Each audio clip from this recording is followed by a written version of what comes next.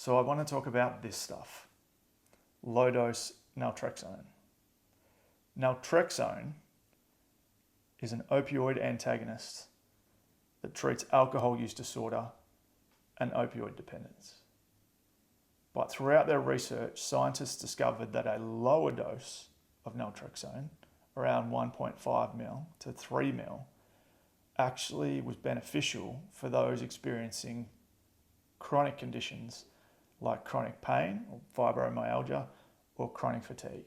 And around March of 2023, my GP suggested giving this a try. And after an appointment with the chronic fatigue specialists, he supported that idea and prescribed it to me. Before I talk about my experience with this drug, I just want to read from a couple of articles on the net. One that I read prior to going on LDN and one that I've since read after. So the first one is actually titled, "World First Laboratory Study Finds Low Dose Naltrexone May Improve CFS Symptoms." I'm not going to read it all, but just a few parts. Researchers at Griffith University's National Centre for Neuroimmunology and Emerging Diseases, this is a uni in Brisbane, in Queensland, have announced a world first discovery in the diagnosis and treatment of CFS. The researchers found that patients with CFS taking low dose naltrexone, in brackets 3 to 5 meg per day, showed significant improvements in cell function in a laboratory study using a model of natural killer, in brackets NK, cells from patients. The scientists named are Professor Sonia Marshall-Gradisnik, I apologise if I've said that incorrectly, and Professor Donald Staines. So that article was actually written in July of 2021. So I read that before I went on low dose naltrexone. The second of these articles is actually from June of this year, June of 2023, which is after I was on low dose naltrexone. A meeting in Canberra today will push for new national guidelines to treat chronic fatigue syndrome. Professor Marshall-Gradisnik said an Australian trial of low dose naltrexone in chronic fatigue syndrome patients was expected to begin later this year, being later 2023. She said participants would undergo magnetic resonance imaging scans of the brain to assess the effect of the drug on cellular dysfunction identified in CFS.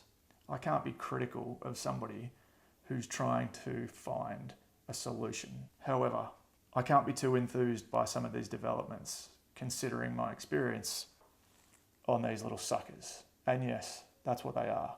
I hate these things. So I started out on 2 1.5 milligram low dose naltrexone tablets at night. Did that for a week.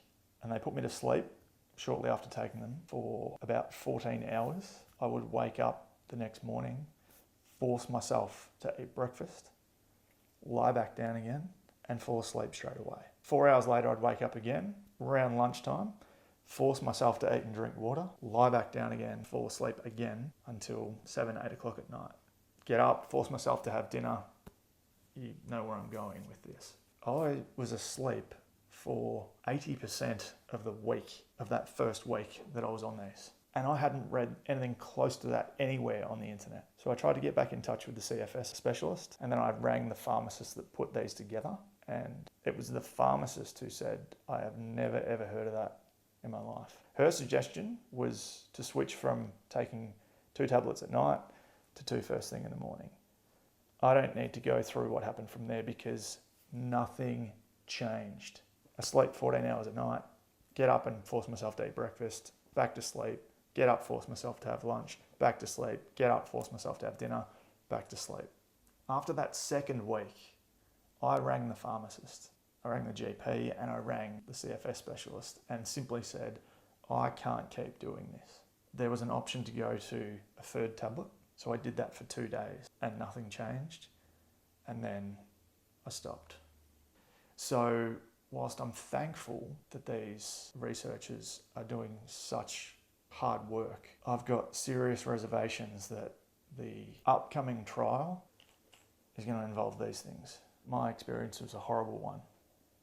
And if a patient study is going to be done in Australia later in the year, I just can't help but feel a little